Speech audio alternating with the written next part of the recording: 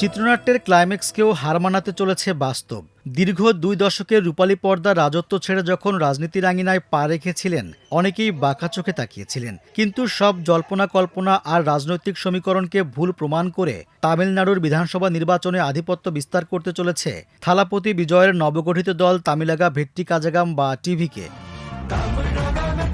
তামিল রাজনীতির দুই প্রথাগত স্তম্ভ ডিএমকে এবং এআইএডিএমকে কার্যত ধুলোয় মিশিয়ে দিয়ে দক্ষিণী রাজনীতির নতুন সেনাপতি হিসেবে আবির্ভূত হওয়ার পথে বিজয়। ৪ মে নির্বাচনের চূড়ান্ত ফলাফল ঘোষণা চলছে। শেষ পর্যন্ত জিতে গেলে তিনিই হবেন তামিলনাড়ুর পরবর্তী মুখ্যমন্ত্রী।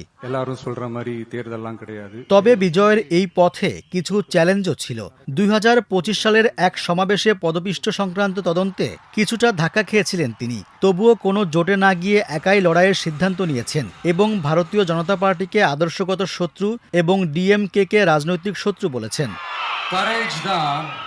দীর্ঘদিনের রাজনৈতিক স্থবিরতা ভেঙে বিজয় যেন এক নতুন আশার আলো নিয়ে এসেছেন।